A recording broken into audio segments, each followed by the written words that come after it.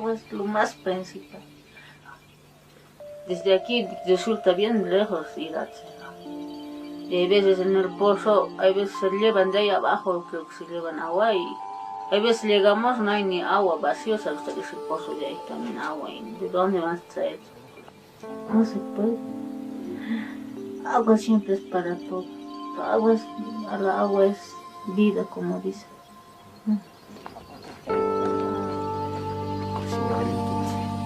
Soy Tamacho. Soy Tam. ¿Sabes qué? Soy Tam. Vanessa. Ya, por si aquí. Vanessa. Una muerte, no podíamos cómo salvar, ya no, porque dice que ya está contaminado y no se puede. Agua para lavarnos, para tener a los aguas para que no haya un contagioso, un contaminado, entonces para defenderse de la enfermedad. Vanessa is 8. Her brother died because, like a billion other people around the world, her family doesn't have access to safe water. Every day, her parents have to walk a mile down the cliffs of El Alto to collect water from an unreliable well. Yet they can hear the sound of rushing water from their backyard. They live just a few hundred meters from their city's main water treatment plant and can see millions of gallons just beyond the barbed wire fence.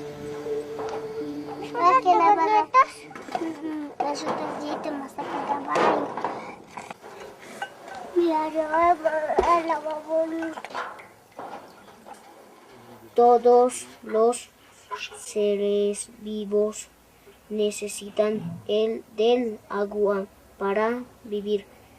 Sin agua morirían las plantas, los animales y las personas. Papi, mira hasta agua, ¿por qué vivimos tan cerca y no tenemos agua nosotros?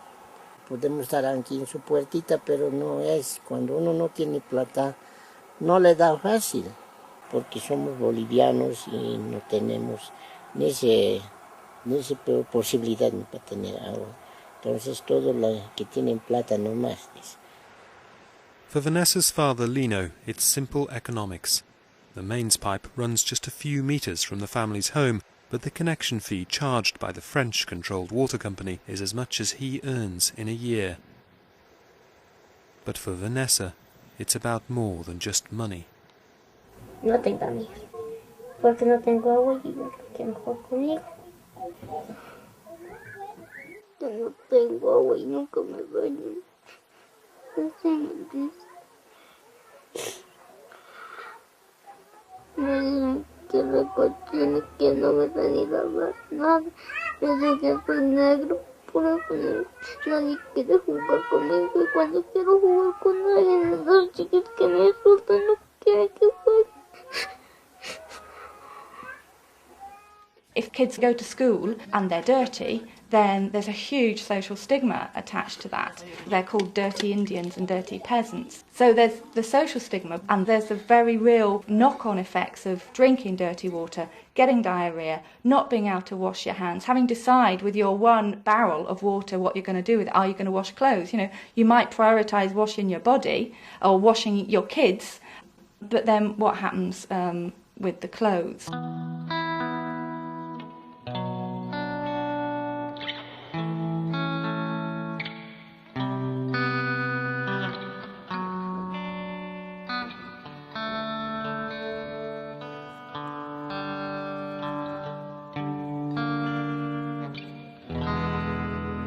Y de allá arriba de la nieve está bien agua, ¿es agua?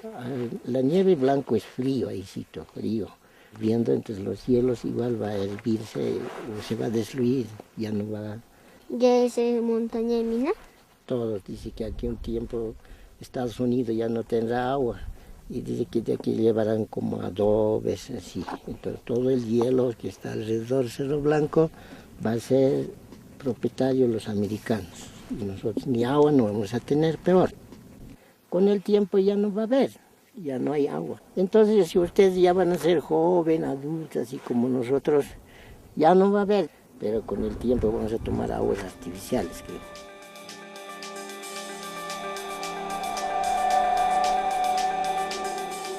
For Lino, the future seems bleak, but he's right.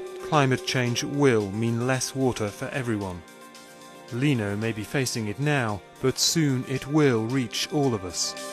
About a third of the global population is already living in water-stressed and water-scarce areas where water is chronically short. Within our lifetime, within 45 years, that is projected to increase to about half the world's population. There is a finite amount of water in the world. The population is increasing all the time. You just put that into a formula. It doesn't take very much to understand that the amount of water per head is going down. We will see the price of fresh water growing constantly, and I foresee within the next 20-25 years that the price of a gallon of fresh water will be higher than the price is today for a gallon of gas. There should be no crisis on a planet of water, but we are in a serious water crisis, and the water crisis has been created only in the last 2 or 3 decades.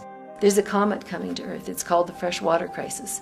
And those of us who live in water-rich parts of the world have been able to just not see it.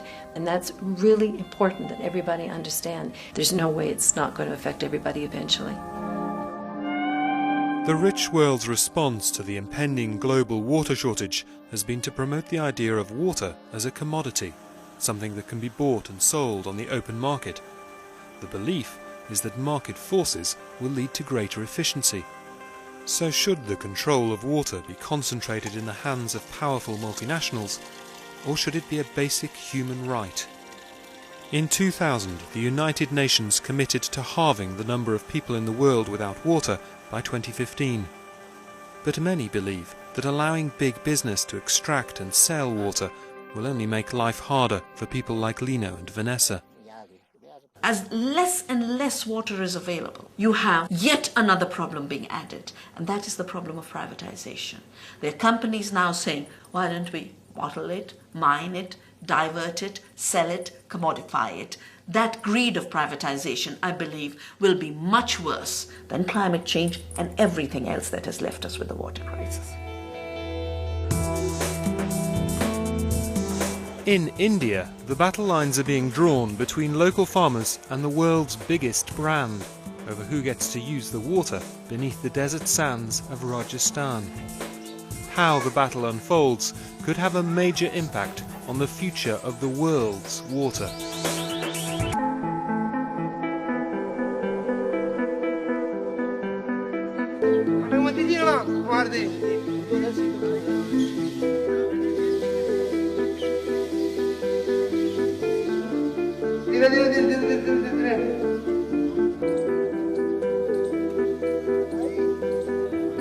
Bodiran has a small farm in Rajasthan, just north of the capital, Jaipur.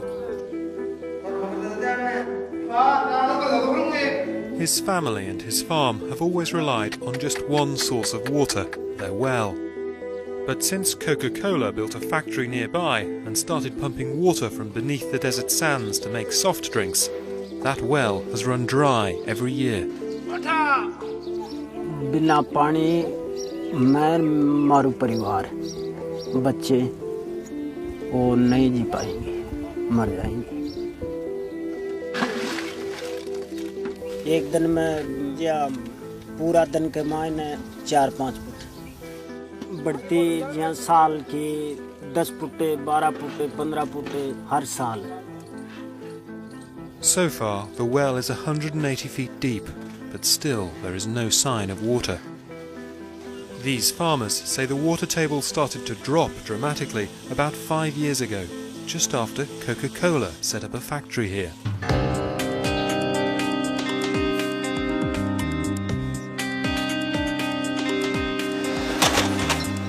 The company is pumping water out of aquifers, natural underground reservoirs, to make soft drinks and bottled water. But aquifers can extend for miles underground, and angry farmers claim that Coke is literally sucking the water from beneath their feet. Through mining the groundwater in your piece of land, you can drain 10 square miles, 20 square miles dry because the aquifer is connected, even though the land above might be divided by property rights. Unfortunately, Coke has situated its plant in areas which are already water stressed. And with a soft drink plant taking out 500,000 litre water every day, you are talking about huge stress on local water supply.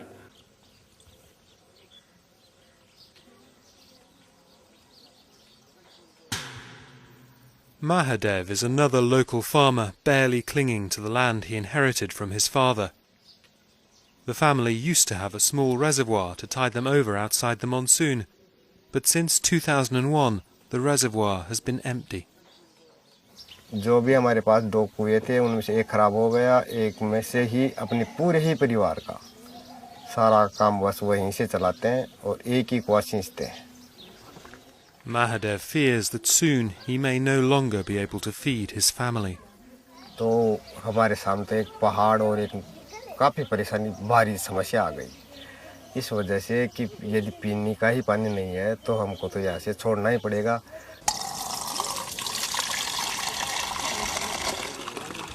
Mahadev has had to repeatedly borrow money to drill boreholes around the farm to try to find water. 2 बैरिंगों को हमने 475 foot तक गहरा करवा दिया, हमारे पानी नहीं हुआ. जो हमारे नज़दीक हैं वो तो करीब 600 फुट भी बाटा गहरा कटवा दिया, फिर भी हमारे उन कुओं में भी वही हालत है जो हमारे है.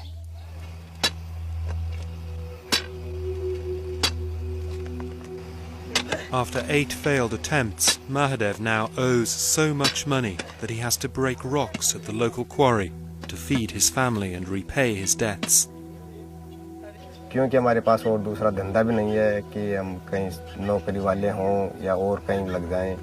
जबकि छोटे बच्चे हैं तो उनको भी हमको पढ़ाना पड़ता है और उनको पढ़ाया.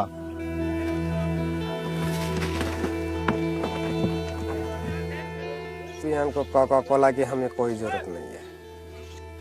ठीक है, धंधा है, उनका भी धंधा करो, लेकिन ये हमारे काश्तकारों के लिए उचित नहीं.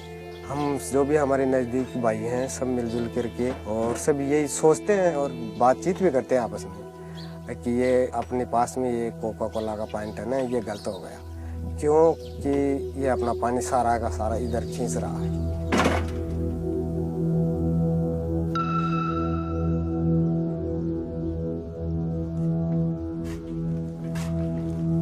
Coca-Cola have often been accused of exploiting water, especially in India, where their plant in Kerala was forced to shut down after violent protests from farmers. For every litre of soft drink the company makes, it has to extract 3 litres of water. But Coke claims it's highly responsible when it comes to water use. It even has a director of global water resources. Coca-Cola depends on water, and the products we produce contain a significant amount of water, and so it really relates directly to our business as to how we have access to good, clean, quality water over the long term. We are a high-profile user of water. However, agriculture extracts a lot more water than Coca-Cola. Mahadev has only enough water to farm 2 of his 16 fields, and he has to depend entirely on the irregular public power supply to drive his pump. Every day the pipes are moved to prepare for the few precious moments when he hopes the electricity will come on. 10 तो trip कर जाती है, रात्रि के time में trip कर गई तो चलो कुआं बंद रह गया, सारी रात ही बंद रह गया और फिर सुबह जाकर के देखते हैं तो ऐसा पता नहीं चलता है कि रात को लाइट ट्रिप कर गई थी. जैसे फैक्ट्रियों के अंदर तो बिजली कोका कोला की हो या किसी की भी हो, बिजली उनके अंदर 24 घंटे डाकती है. खेती करते हैं उनको तो हमने सरकार ने सिर्फ 5-6 घंटे ही बिजली देती है. While Mahadev only uses a tiny amount of water compared to Coke, agriculture in Rajasthan does use far more water than industry. But the water farmers extract goes straight back into the local water cycle, whereas the water Coke puts into bottles is loaded onto trucks and driven up to 200 miles away, leaving the local water cycle forever. there's a major imbalance in what the water is actually being used for. If you look on the one side, you have Coca-Cola wanting to make fizzy drinks for sale on the market to bring back profits to Coca-Cola. And on the other side, you have water as an essential part of a community's entire existence. Coke says that most of the water that doesn't end up bottled and sold is carefully cleaned before being recycled to sprinkle their lawns or discharged into a local stream. The same stream that takes wastewater from all the other local factories.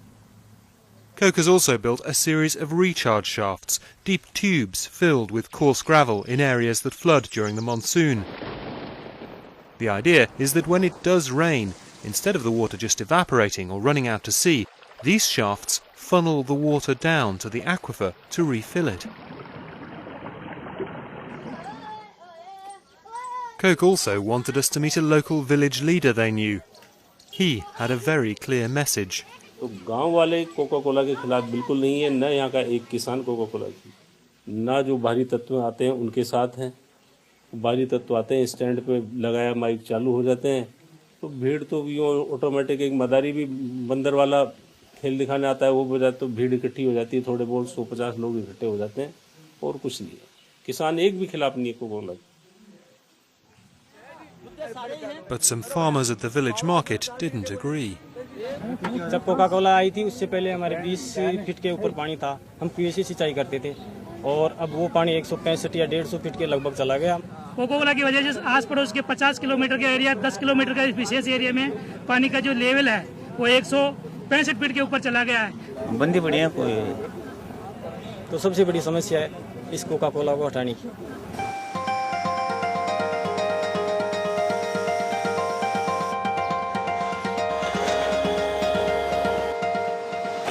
It is a real concern with the local farmers. However, the data that we have in the Caldera area indicates that our water use in that area has not significantly dropped these water tables.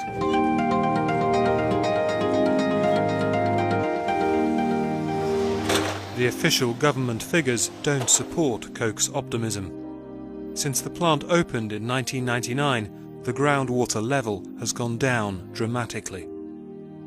If Coke is recharging so much water, then where this groundwater is going? The groundwater level should have actually gone up, not gone down. When I look at this graph, it clearly shows that the table depth has dropped over a period of time. And I don't know whether that is due to other factors other than just water use. Coca-Cola later said the reason the groundwater level had dropped was because of several years of poor rainfall. Therefore, why the hell they set up the plant in these areas? I mean to say, they are such water-intensive industry. They should have set up their plant where there is abundant water. What Coca-Cola is mining is precious water that has trickled down over millennia, drop by drop. And within a few years, they're not just going to leave the habitation with no water. They're going to leave the entire ecosystem with no possibility of renewal.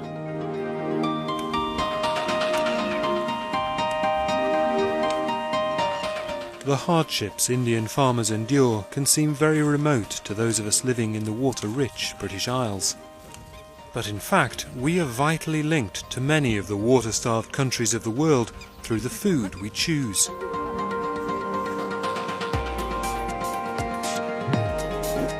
We in Britain are already actually part of the problem because we expect to have all of these fresh vegetables in our supermarkets all the way through the year.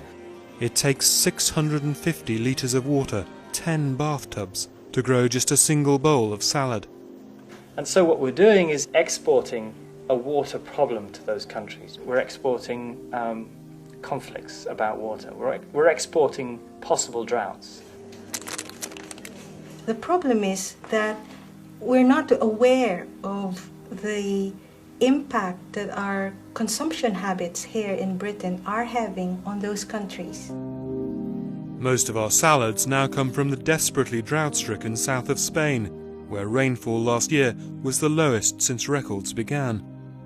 our year-round demand for tomatoes, cucumbers and lettuce means that water is being sucked from the earth here at an unsustainable rate. The area under plastic sheeting is now so large that it can be seen from space. Vegetables from Egypt come from a nation that has threatened military action if any upstream country dams the Nile or any of its tributaries. The water taken by Israel from the River Jordan and from beneath the West Bank has turned the Israeli side of the border green. If you look at large parts of the Middle East, uprisings are being caused because of water. There are wars over water taking place already. People say that the next war will be about water. They're already taking place. Between 10 and 15 wars over the last 100 years has been related to water. That will obviously increase in the future. I mean, if you have one country full of water and the neighboring country has nothing, where do you think they will look for water? And if you don't want to share it with them, they will come and get it. Nikamwelewesha vizuri, mama, maji haya mimi nalipia. Na mimi nalipia kwa sababu nipo na report scheme. Mama huyu alichokifanya, alitaka kunikata na panga. Hiyo na kukata In Africa, conflicts over water are already common. These women are arguing because for centuries people have been able to draw the water they needed from the local river. But now remote bureaucrats have decided that water for irrigation should be controlled by charging people to use it, leaving precious little for those who can't afford to pay. Hivi sasa usione hivi, kuna ukame zaidi ya huu. Hivi sasa ni kwa ajili kuna baridi, halafu mvua zimepiga juzi juzi. Ndio waona vijani vibichi. Yakiwa mengi ndio yanakuja huku kidogo. Sasa yakiwa ni kidogo kabisa yamebaki katikati sio mengi sana. Wanayakaba kabisa, yani hatupati. Kama hivi unavyoona mazao yanakufa. Mama Zanaibu's fury is focused on an irrigation scheme that is part of a grand plan to effectively privatize rivers across Africa by charging farmers for the right to take water from them. A plan thought up not in Tanzania, but in the World Bank in Washington, D.C. The plan is intended to make farmers value the water they use more because they're made to pay for it. But in Tanzania, those farmers who can afford to join the scheme make a one-off payment each season, no matter how much water they use, so there's no reason to use less. And so what's happened is that farmers who have a one-off fixed fee in Tanzania then feel entitled to use as much water as they can or want, without necessarily thinking about self-regulating, in other words, reducing the amount of water they use, so that they allow other users access to that same water. Kila kitu nchao wao. Sisi sasa ndio hivi unavyotuona. Hatuna mbele wala hatuna nyuma. Hatugombani kitu kingine, maji tu. Tukikutana shamba, kukatana mapanga, kukatana mapanga. Fungua hiyo bomba. Kama unataka maji ingia skimu. Nakwambia siingii. Ingia skimu upate maji. Sina hela ya kwenda skimu. Utanifanya nini? Unatambia pesa? Ndio, natambia pesa na natambia skimu. Basi mimi nasema hivi, natumia haki yangu. Hapana, haki. Tausi usimsikilize huyo bwana. Msikilize. Hawa ndio wabaya, hawa wanatufanya tusipate maji. With 11 million lives in East Africa now threatened by drought, disputes over water can become violent. Utampiga mimi? Hapana. Nitakukong'ota kweli?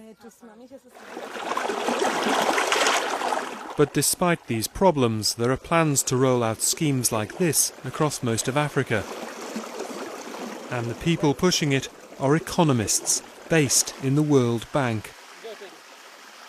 The objective of that project was to introduce a regime of enhanced river basin management, and I think that was a phenomenal success.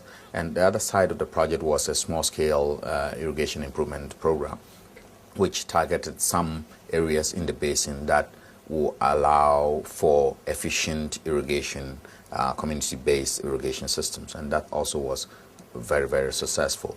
And what we're trying to do now is to scale it up to all the other basins in the country. The World Bank's mission is to reduce global poverty. For 25 years, the bank's headquarters in Washington has been promoting solutions in the developing world that focus on putting a price on everything. These solutions don't always make sense to the people on the ground. Kidogo ndani ya nyumba utapa mtoto mmoja na watoto wengine utawanyima, si utawapa wote? Tutajua nini sasa sisi? Na ikiwa wote tutegemea huo mto. Sasa huo mto ni wa kwao wao, kila kitu nchao wao, walala hoi, lakini tunalima tunanyimwa maji hatupewi. But battles over water aren't only happening in the developing world. In the richest nation on earth, the citizens of Detroit are also fighting to establish their right to clean water.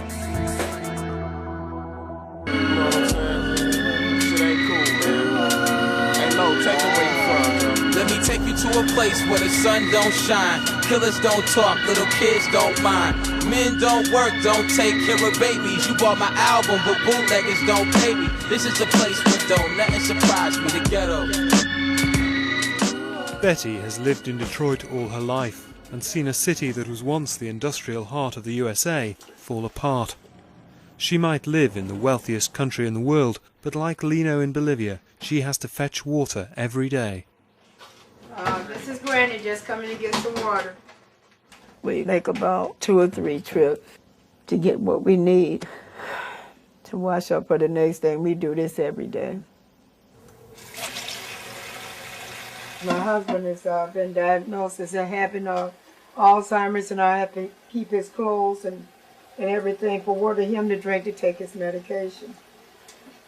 It's kind of hard when you have to go around from one house to another to haul water, but it happens to the best of us. Betty first got behind with her water bills when her husband fell sick and she had to pay for his treatment. Watch it, don't spill it. The water's too precious. Then 2 years ago, her water was cut off. She had become one of hundreds of thousands of Detroiters denied water as the city strives to make the water board more profitable. In a 1-year period, 365 days, the Detroit Water Department disconnected service at 40,752 separate addresses. You can't put your arm around a number that big to try to realize what it means to disconnect service at 40,000 individual separate addresses. They came by water trucks, took the key and turned the water off. And kept on going down the street, turning different people other waters off too. They didn't. Most of the people was at work, I guess, when they come home and they found out that the water was off. There had been about 12 people on this block alone they turned the water off that I know of.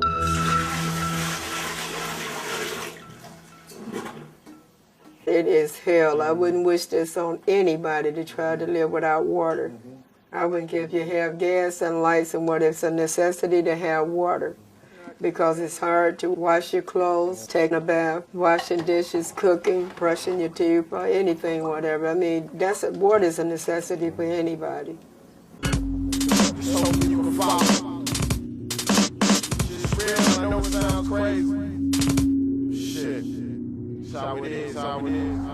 Maureen's come to see Betty to find out how she can help the family.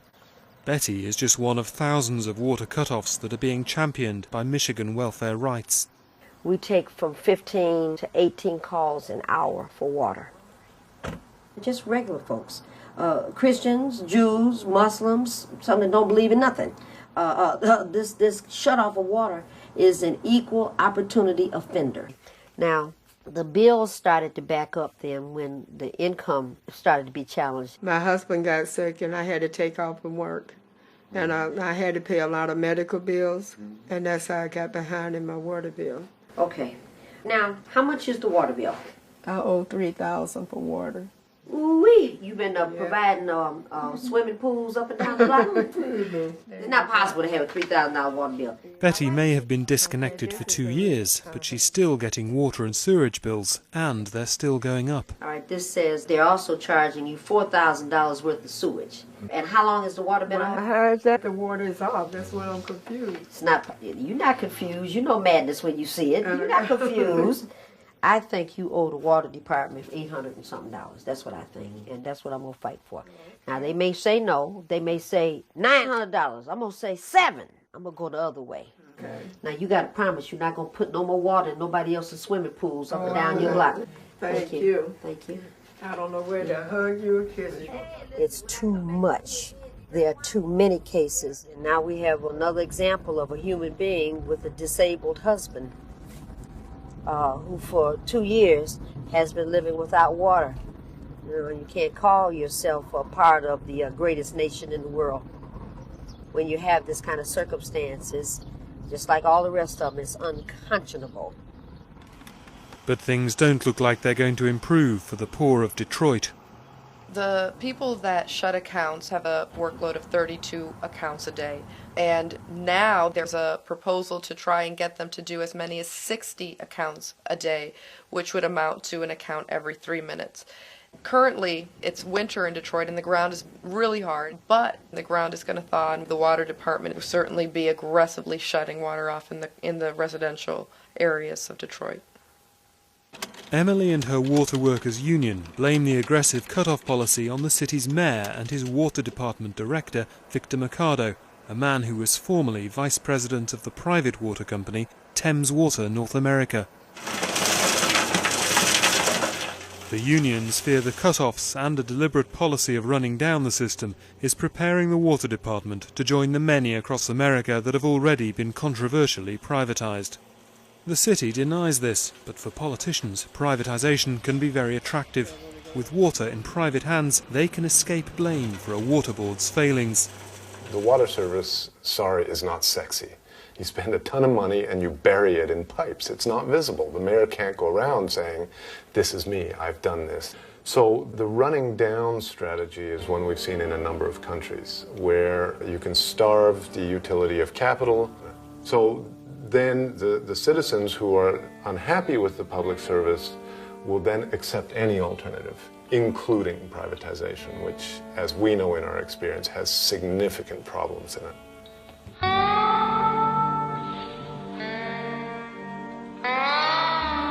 To understand those problems, we returned to Bolivia.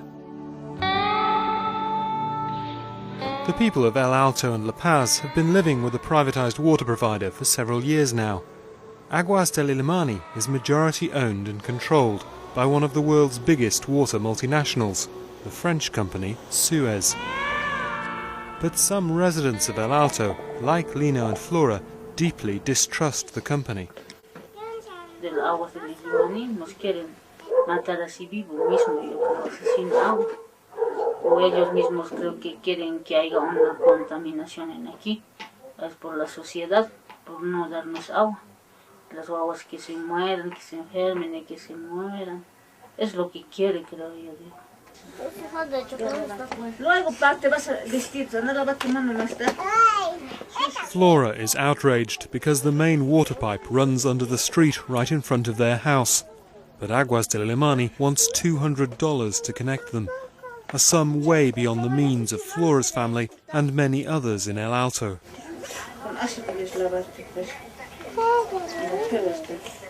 Por día ganamos 7 pesitos, hay veces 12 pesitos, 15 pesos, no. ¿Cómo vamos a juntar? Apenas como para comida nomás. If the family wanted to go further and also have the house connected to the sewers so the children no longer had to use the yard as a toilet, they would have to find a total of $450. Let's put that in perspective. The minimum wage in Bolivia is $60 a month. So what you're talking about is Suez has said to people, hey, if you want sewage and water for your house, you have to put out the equivalent of 9 months of salary. But Suez say they are not responsible for deciding the cost of connection. At the beginning of the contract, the government asked for a few things, developing networks, bringing more water to more people, etc., etc.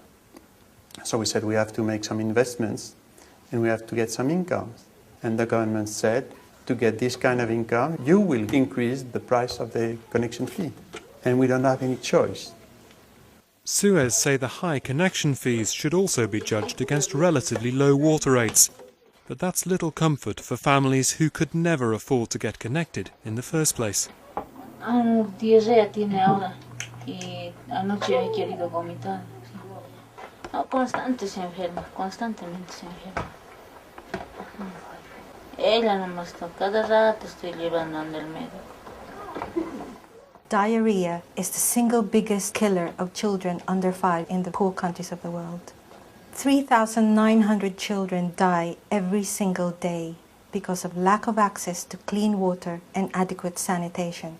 Now, if you think about it, that's about 20 jumbo jets full of children crashing every single day. ¿De dónde tiene el agua usted? ¿Saca de pozo? Entonces, esa agua, señora, no es potable. Agárrele nomás. No es potable esa agua. Cuando el agua está contaminada, tiene microbios, bacterias, virus, y las bacterias y los virus también producen la diarrea. Estas enfermedades, por ejemplo, los casos que yo he estado recibiendo son intoxicaciones. Los niños vienen con un cuadro característico de náuseas, vómitos, mareos. El 10% de la población infantil en nuestro medio muere a causa de los problemas de agua. El 90% se debe a enfermedades producidas por agua. También sucede que a estos niños que no los asean bien, tienen esta otra enfermedad llamada sarcoptosis. Como médica, aconsejarle a la mamá, ¿no? Señora, por favor, cámbiemele su ropita diariamente, una ropa limpia. Me da incluso vergüenza decirle eso, porque no tienen agua para lavar la ropa. No tienen agua para bañarles diariamente a las guaguitas. Entonces, da impotencia, da dolor decirle a la mamá, inclusive, haga esto, señora. Yo quisiera, yo tuviera plata, yo pudiera hablar a Francia, a ese caballero. Nosotros sufrimos en Bolivia porque de aquí no hay un orden para los pobres. Y los pobres no van a pagar, vamos a pagar, pero que no haya ese crédito muy alto. Eso es donde nos afecta a los pobres.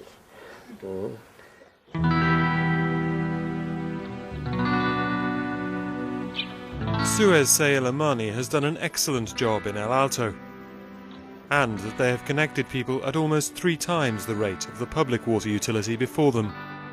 When we arrived, about 60% of the population only in El Alto was having water service. Now we are in the served area with almost 100% of the population with water. But there's an important difference between having water service and actually having water. Independent research has revealed that around 200,000 people, a quarter of the population, are without mains water. It's consistent. It's consistent. Why? Because when we say that 100% of the people have access to the water, you have to take into account one very sad thing. There is no obligation for any people having his house along the pipe to get connected to the pipe. We cannot say, well, the pipe is there, you must get connected. It's impossible. So the area is covered, but some people are not connected, have chosen not to be connected. Suez likes to proclaim that in the area that they do serve, that 98% of the people have water. Well, 98% of the people don't have water. 98% of the people have a water tube running down their street, but that doesn't mean that they're actually connected to the water system. At Lino's house, a local councillor has come to see if he can help. ¿Y de dónde está esa agua? De ahí ahora traemos de bosque, hay una entra avenida Apura Pura. Sí, sí, Apura Pura. Entra, entonces hay una curvita ahí abajito, el pozo. Ahorita no está haciendo, una vez que el dueño va a venir, se va a amurallar, ya no vamos a poder entrar en ese pozo de agua. Ya va a ser más abajo, ya cae el agua, en el bosque ya. Sí, no, es mucha plata, ¿no? O sea, vos no, ¿a qué te dedicas, digamos? Bueno, yo me recojo huesito, está tapado, huesito, reciclo, plásticos. Ese es mi trabajo, ir en contenedor, mi alcalde. Cuando no hay agua, hasta mi familia está mal de salud, ya. No quiere que yo, no sufrí mucho. mis hijos.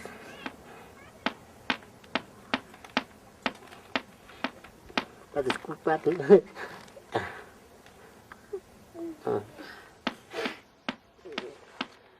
As water privatization spreads around the world, more and more people like Lino feel they're the victims of multinational corporations.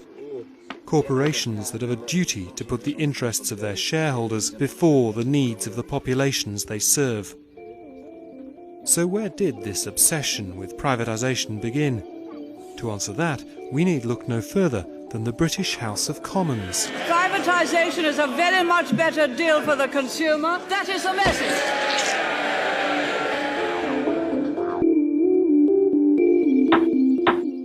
In 1987, after selling off the gas board, the phones, British Steel and the airports, Prime Minister Margaret Thatcher decided that public water should be next.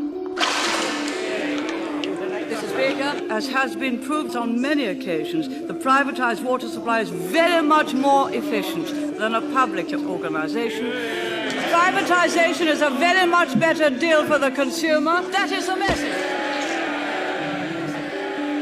Margaret Thatcher and her friends in the World Bank, and then of course Ronald Reagan and everyone who subscribed to this theory of everything being for sale, decided that this was a great way to make money. And they saw that the world was running out of fresh water, and so they set out to commodify the world's water system in a very short time. The World Bank has since promoted water privatization in countries across Africa, Asia, South America and the former Soviet Union, all in the name of increasing the efficiency of public water services.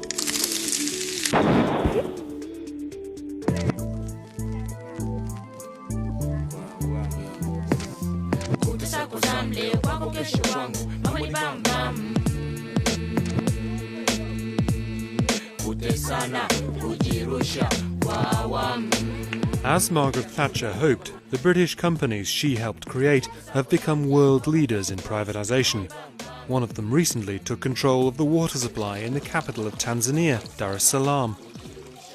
The water table here is very high, so the cheapest way to get water is simply to dig a hole and line it with tyres. But with no proper sewerage system, the excrement of nearly 2 million people goes straight into the ground. So unless it's boiled, this water is potentially lethal. Safer water comes through the taps, but only the houses of the relatively rich are connected to the mains, so most people buy it by the bucket from water sellers. Their taps are strictly controlled and locked when the trader shuts up shop. Kuna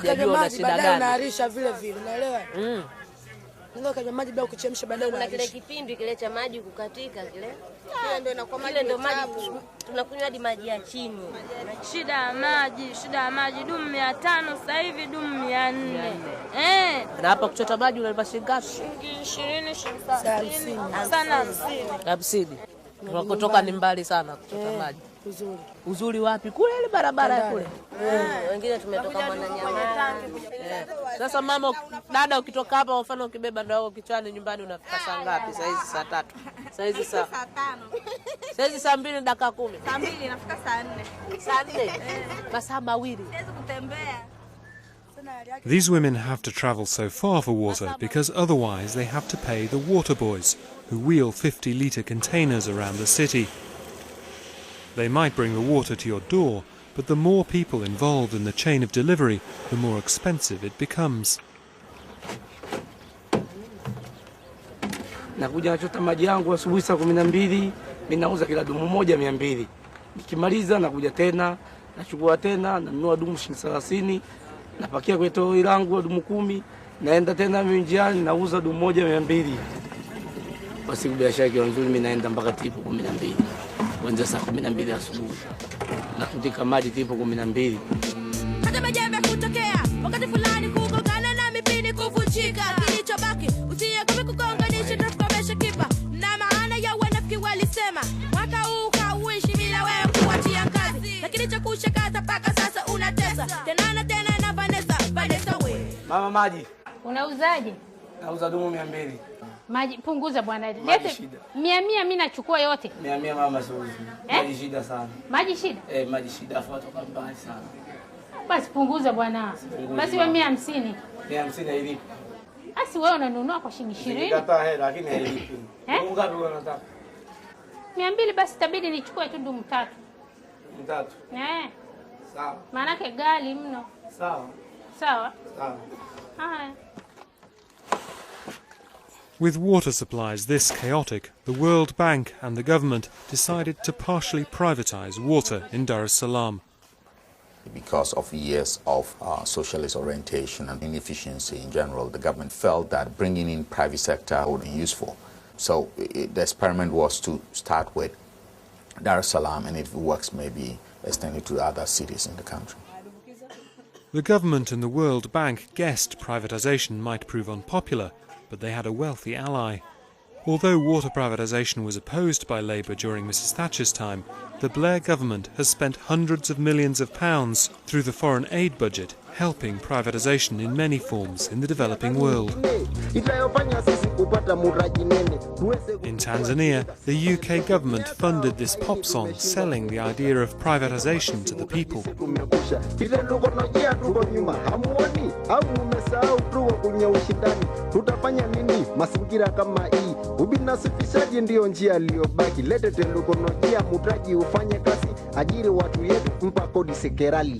The British government's investment paid off. The taxpayer helped a British company, Bywater, form a joint venture, City Water, to manage Dar es Salaam's utility.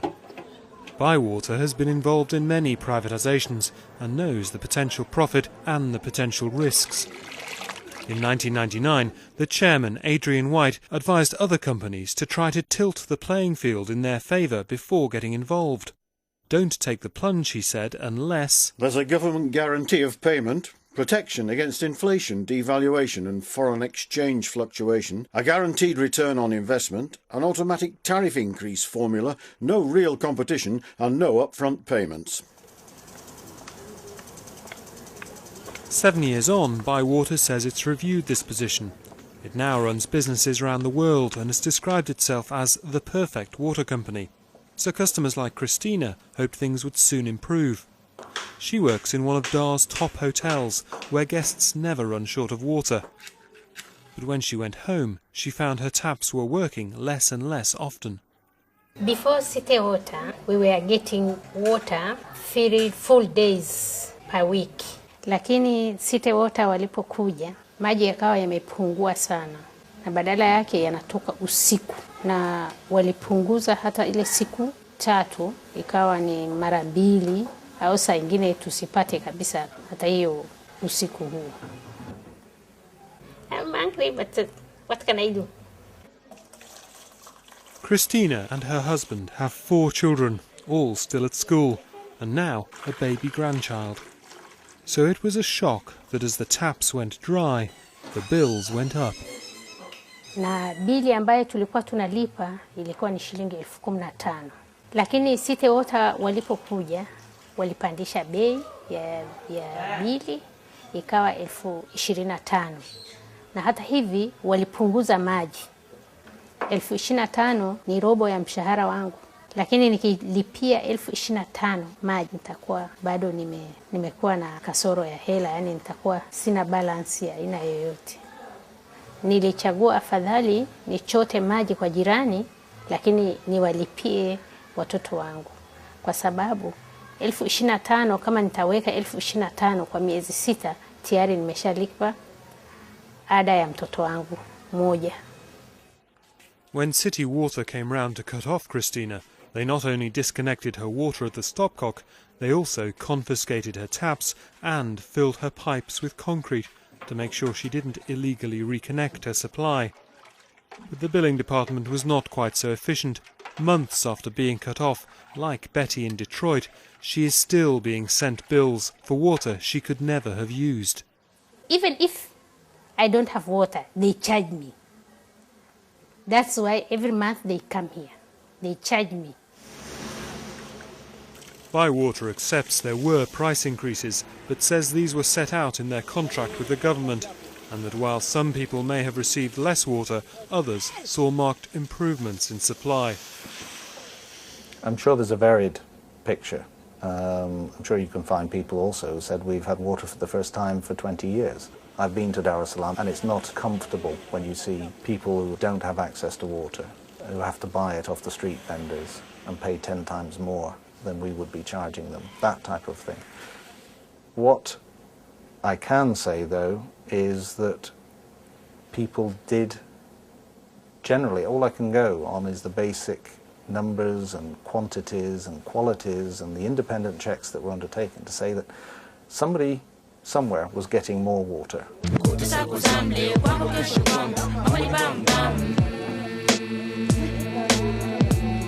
One group who should have an independent view on water supplies are the water sellers.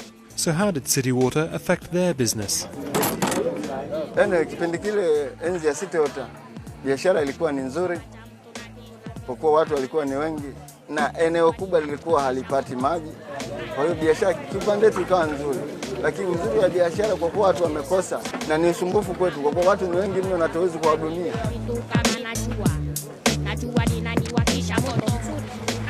Mwanzo dumu ilikuwa 100. Dumu mwanzo ilikuwa 100, tulikuwa tunauza 100 mpaka shilingi 80. Lakini baada ya kuja City Water maji imekuwa shida sana. Dumu likapanda 200 mpaka 250 mpaka 300 mpaka 400. Na ndio maana tunanyuka saa 11 mpaka saa 12. All over the world, people and their governments have had similar experiences after water privatization. After 18 months, the Prime Minister of Tanzania also became disillusioned. They want to maximize their profits. Simple. And we needed the situation of water to improve in Dar es Salaam badly. People have been going without water for quite a while. So we thought the contract would have begun well and they would have done a good job. They let us down badly. But Bywater disagrees. I prefer to refer to independent consultants who've been engaged by DFID on behalf of the British government, who've actually issued a report recently which has said that things improved under our stewardship, that the amount of water supplied into the system increased, that the quality of the water increased. But when we asked DFID for a copy, they said they have no knowledge of any such report. The Tanzanian government was able to supply us with a copy of the independent audit they commissioned from the consultancy Price Waterhouse. This report, according to the Prime Minister, supports his view that the company has failed to deliver.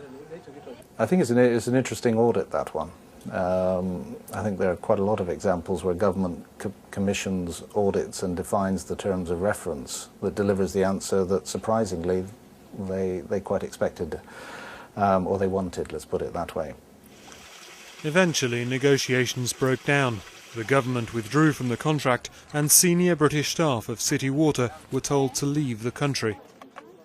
We said we cannot continue, sorry, let's meet in arbitration. What did they say to you? Oh, they said we meet in court, of course. They are very anxiously waiting for us in court. We shall represent ourselves there, and we are sure we shall win the case. The Tanzanian government just said, that's it, jump on the plane and don't ever darken our shores again.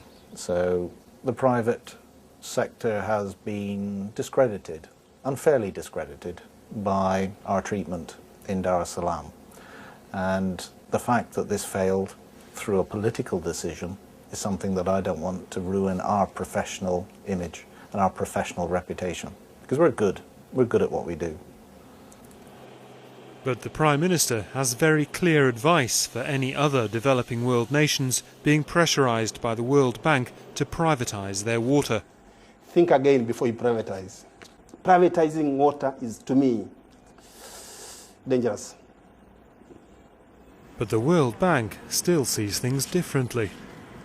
The government's characterization of the situation is that it's not a policy failure, it's a contractual failure. So they are still committed to some form of private sector participation.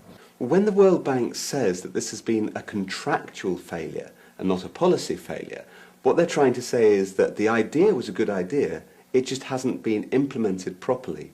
And that's what they've said time and time again. Privatization, according to the World Bank, is still a good idea. It's just that people aren't doing it correctly. The World Bank believes in water privatization in the way other people believe in Jesus, Muhammad, or Buddha. The World Bank believes in water privatization as a matter of theology. The bank says it's evolving policy and things are changing, but those on the ground keep seeing the same solutions being pushed. If you look at projects that the bank are actually pursuing in different countries, the reality is rather different. And currently, practice on the ground is still very much about pursuing this agenda of privatization, an agenda that has been shown already to fail around the world. Privatization isn't working for people because ultimately when we make profit-taking the most important thing as opposed to delivery of water the most important thing, it's not a big surprise at the end of the day the people who don't have money don't have water. Poor families in the slums of Manila, in the Philippines, in Colombia and in other countries around the world have had to send their children out to work in order to boost the family income, again in order to meet these higher water costs. Water is naturally a monopoly, and your clientele must access it or die. So these make water a very particular service that does not behave according to market dynamics. Competition does not exist. The profit motive does lead to significant distortions. Water has become a kind of blue gold of the 21st century, much in the way that oil was seen as the black gold of the last century.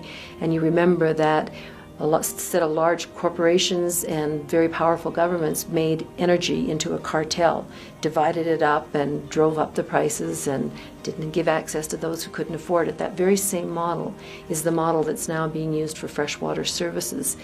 It's backed by the World Bank, it's backed by the powerful governments of the North, and it is now being imposed in a quite draconian fashion on the global South.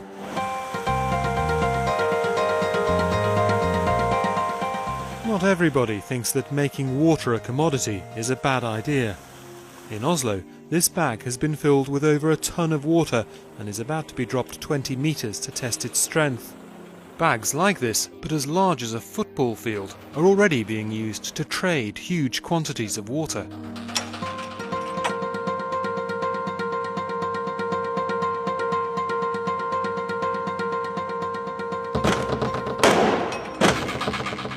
One of the ways of solving the growing crisis of water shortages is to treat water, fresh water, as a commodity.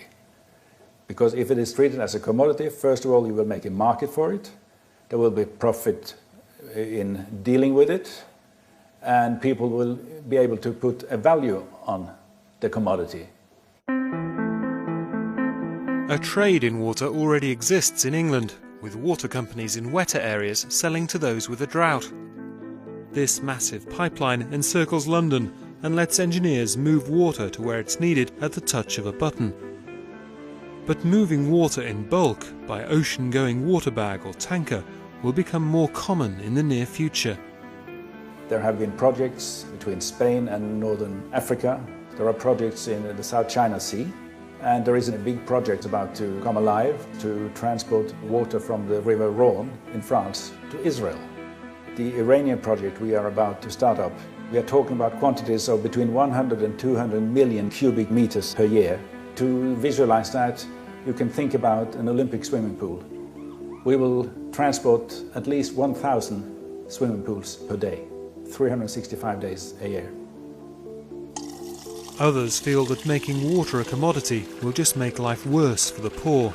The most powerful argument against commodification is this notion of bulk transfer of water. Because if it is commercially owned by large corporations, they are going to sell that water to the places and people and industries that can afford it, not to El Alto Bolivia, not to the places that need it. Precious water cannot be treated as a commodity because that already means that those who cannot reach the marketplace, those who don't have the purchasing power, those who are on the margins, and the rest of life, the plants, the trees, the microbes, will have no right to water. And I do not think it is given to any organization on this planet to basically rewrite the laws of life. Abajo las transnacionales. Abajo. Fuera aguas del Illimani. Fuera. In Bolivia, the pressure on Suez is growing. So far the protests have been peaceful, but even Lino is talking about taking drastic action.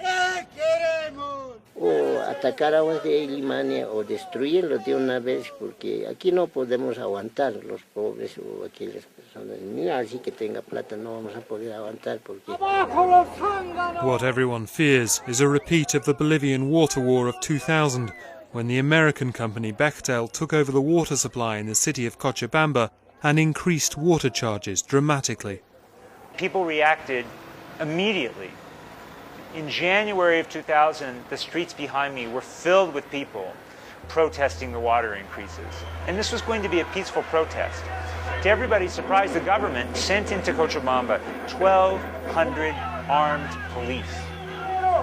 Vamos a seguir marchando por la ciudad, compañeros.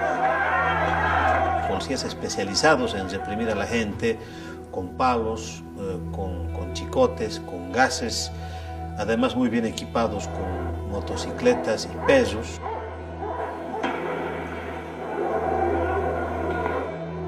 All the people went into the streets, and it was even worse and more violent because they were really angry. The government declared a state of martial law. You couldn't be on the street at night.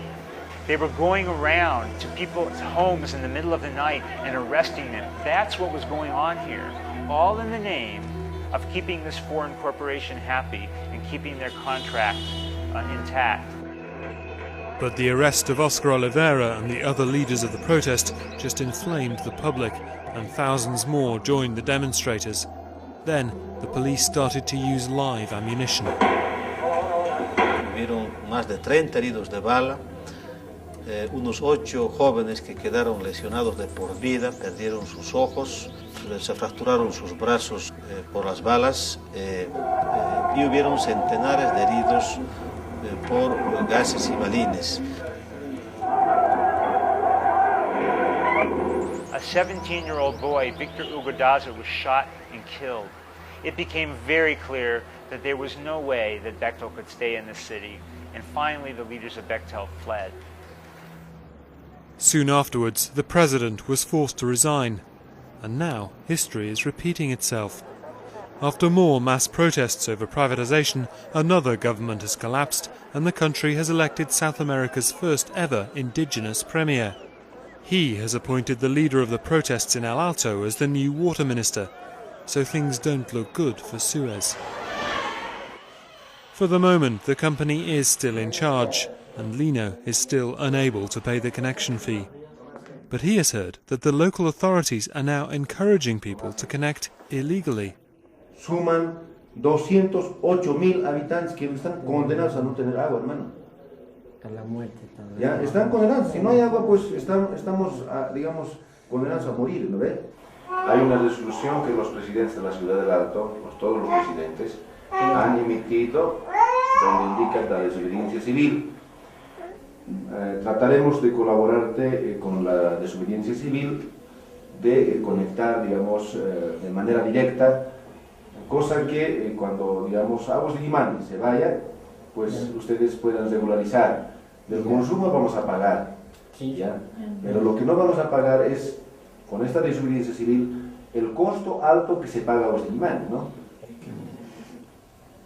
Don't believe Kilpatrick's lies. He just wants to privatize. Hell no. Kilpatrick has got to go. In Detroit, too, water protests are mounting. Maureen and Emily are marching on the house of Mayor Kilpatrick, demonstrating against the aggressive program of cut-offs. Anybody could be visited with this nightmare about not being able to have water. We need to stand together against the shutoffs of water of poor people. Water is a human rights issue. Illegal connections are also on the increase. People need their utilities. You can't live without water. I'm like the Robin Hood. Put it that way. Troy is one of a growing band of local entrepreneurs who provide an unofficial reconnection service. With almost as many families in Detroit without water as there are in El Alto, his business is booming. You see how deep it goes down in there? You know what I'm saying? Twist it, it's on. And I'm out. Just that quick. I think the water department is not meeting a need of yours, so you're forced into doing illegal stuff in order to survive. And it shouldn't be like that. 2 of Betty's children and 3 grandchildren live with her and her husband. As long as the house is without water, Maureen knows there is a risk that the grandchildren may be taken into care.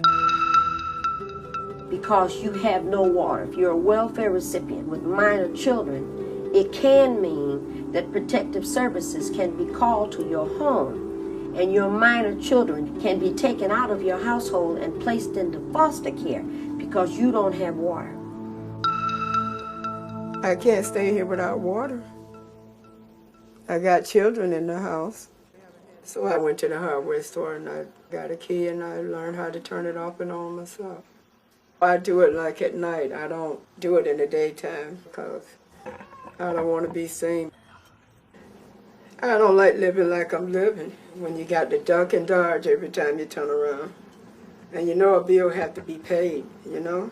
It's not no easy way to live. I know it is illegal, but what could I do about it?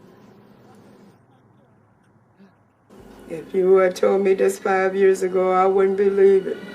How they gonna do their homework when their homes don't work? They can't read books cause the lights don't work. They can't take a bath cause the water don't work. The stove in the kitchen plus the heat don't work. Every day it's a struggle to be alive. Mentally, physically, only the strong survive. Hey, this is life, man. In Bolivia, Lino is also ready to break the law to bring his family water.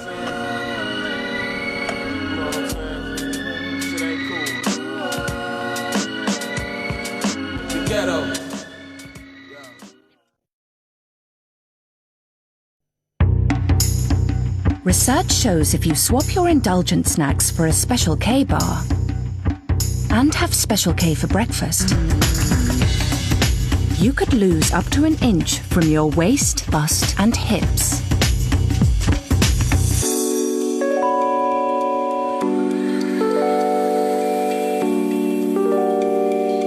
The 90-calorie bar from Special K. See you by the pool.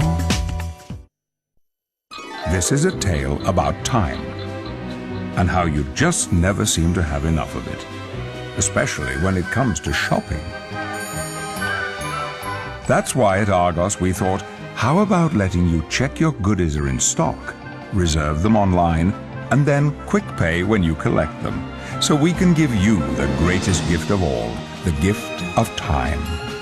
And the moral of the story is, don't shop for it, Argos it. To me, life is about loyalty. But you either want to play football or you want to sit in the stand watching. For me, you play. Channel 4 brings you a gripping and powerful insight into the modern world of football. Are you taking blows? What's a blow? Ray Winston stars in All in the Game next Thursday at 9 on 4.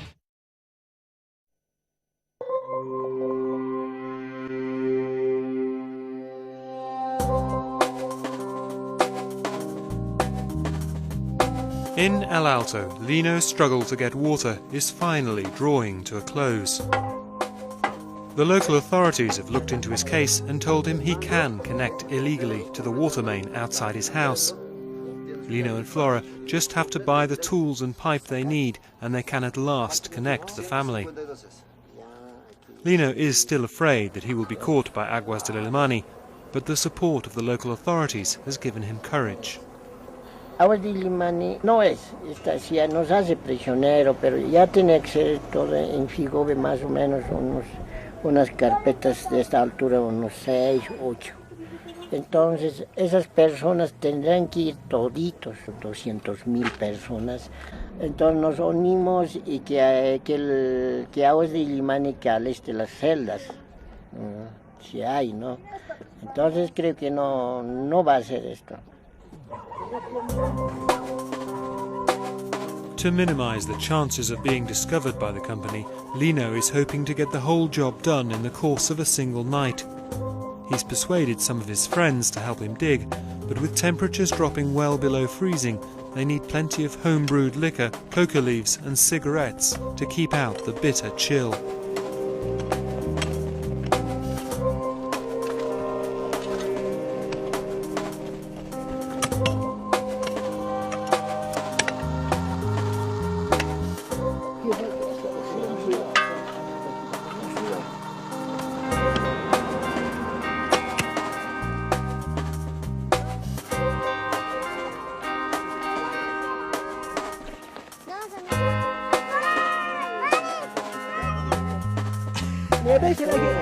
viruelas. Coquita y cigarrito, flor, un poquito de cosa. Cigarrito, el curso que está en casa.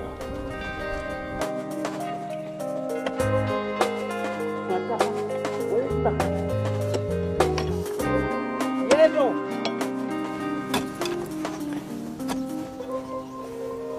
4,000 miles north in Detroit, Betty is also having to dig in secret.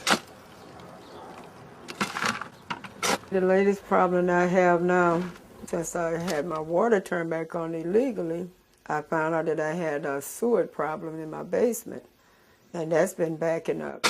We dig it out ourselves because we don't have the money to have the guy to do it for us because he's asking for $400, and that's $400 that we don't have. Pull it up. They're trying to find the main drain pipe, which we don't know too much about, but they do say it's black. Life is a bitch when you're trying to make ends meet. Because of the blockage, the basement is filling with raw sewage. Oh, God.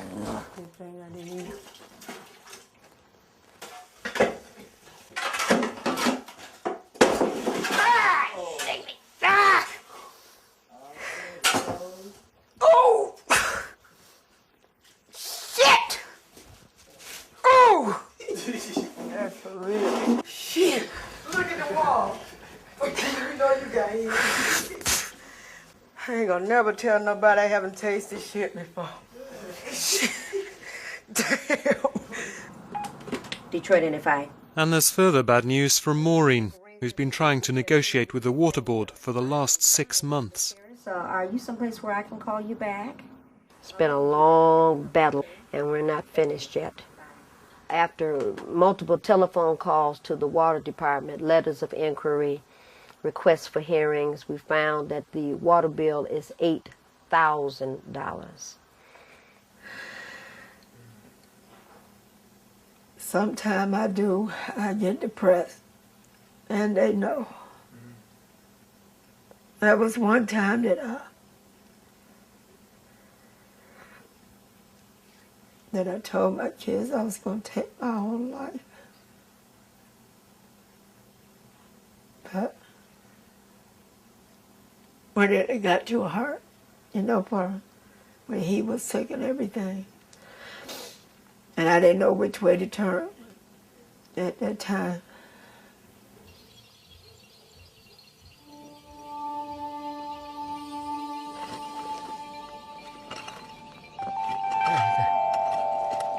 After 12 hours of digging, Lino has found the main water line. He's still fearful of discovery by Lamani, but the family may soon have water.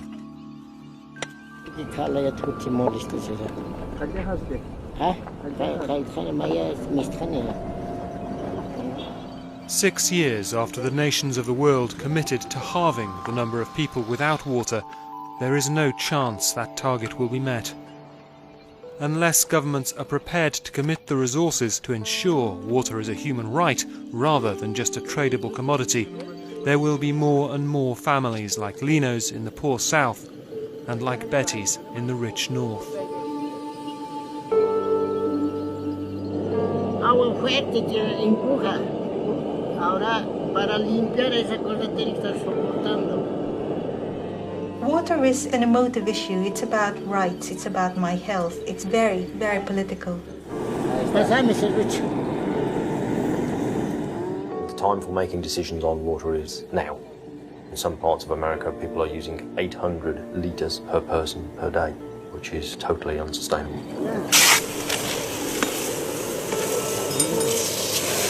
We have to share this common commodity, which means that somebody will have to have less in order to give those who have nothing a little more. And this will, of course, cause a lot of political turmoil, especially in the countries where they have been used to swim in drinking water, literally. Every citizen in the planet, the rich world, the poor world, needs to now turn into a water conserver. Every day, everything they do has to be with the consciousness that they have to be either part of the solution of the water crisis or they will be part of the problem. ¡Agua para todos!